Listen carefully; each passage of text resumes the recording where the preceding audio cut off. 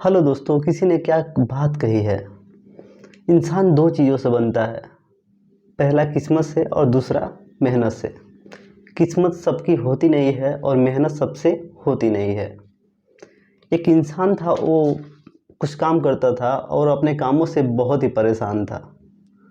वो शिल्पकार का काम करता था, पत्थर तोड़ता था और पत्थर तोड़ने के बाद से मूर्तियाँ बनाता था, आकृति बनाता था।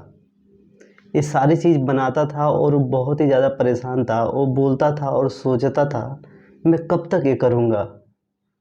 वो एक दिन सोता है और सोने के बाद से एक सपना देखता है। उस सपना ने उसकी लाइफ ही बदल डाली।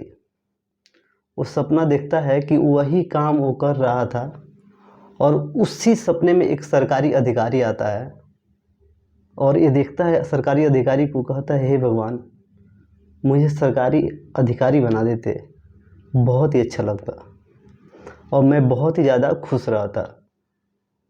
उसके सुबह ही वो सरकारी अधिकारी बन जाता है और जैसे सरकारी अधिकारी बनता है वो अपने ऑफिस में जाता है और वहाँ रौब झाड़ता है, सभी लोगों को परेशान करता है। उसको लगता है कि मैं बहुत ही बड़ा इंसान बन गया हूँ। उसके कुछ देर बाद एक नेताजी आते हैं और नेता बोलते हैं कि देखो, तुमसे ज़्यादा ताकतवर मैं हूँ। तो फिर वो सोचता है कि मुझसे ज़्यादा ताकतवर नेताजी हैं, ये भगवान मुझे नेता बना दो। उसके सुबह ही वो इंसान नेता बन जाता है और इंसान वो जैसे नेता बनता है, वो अपना भाषण दे रहा होता है, लेक्चर दे रहा होता है। तभी सूर्य की प्रकाश बहुत तेज उसके ऊपर पड़ती है और वहाँ गिर के वो बेहोश हो जाता है।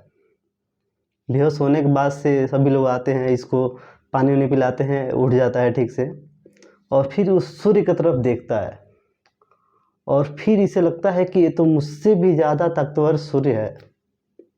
फिर भगवान से रिक्वेस्ट करता है, हे भगवान, मुझे सूर्य बना दो। भगवान उसके सुबह ही उसको सूर्य बना देते हैं। उसके बाद से पूरा तैश में रहता है कि भाई मैं सबसे ज़्यादा ताकतवर हूँ, मैं इतना चमक रहा हूँ और मैं सबको डिस्टर्ब कर सकता हूँ अपने ऊर्जा से। उसके बाद से देखता है कि एक इंसान काम कर रहा होता है, एक किसान होता है खेतों में, और ये अपना पूरा प्रकाश डालता है उसके ऊपर, पर उस इंसान को कोई भी फर्क नहीं पड़ता है जो खेत में काम कर रहा था। और वहाँ बहुत तेज़ हवा चलती है और हवा चलती है जिसके वजह से वो किसान बहुत आराम से काम कर रहा होता है और उसको कोई भी प्रॉब्लम नहीं होती है। तो फिर वो भगवान से रिक्वेस्ट करता है, ये भगवान, मुझे वायु बना दो, मुझे हवा बना दो। हवा मुझसे भी ज़्यादा ताकतवर है और इस किसी को भी मुझे डिस्टर्ब नहीं कर पा रहा है। उसके सुबह ही भगवान उसको हवा बना देते हैं। हवा चलता है और बहुत अच्छे से चलता है और उसको लगता है कि मेरे से ज़्यादा तूफान मचाने वाला कोई है ही नहीं और मेरे से ज़्यादा ताकतवर कोई है ही नहीं। मैं जिसको चाहूँ उसको उखाड़ सकता हूँ। फिर वो हवा चलता है, जाता है और बहुत बड़ी पहाड़ होती है। उस पहाड़ से ये टकराता है, लेकिन इसकी हवा इस पार से उस पार नहीं जा पाती है। तो फिर इसे लगता है कि ये पहाड़ी सबसे ज़्यादा मजबूत मजबूत है और मैं इस पहाड़ से टकरा के आगे नहीं बढ़ पा रहा हूँ। फिर भगवान से रिक्वेस्ट करता है, हे भगवान, मुझे पहाड़ बना दो।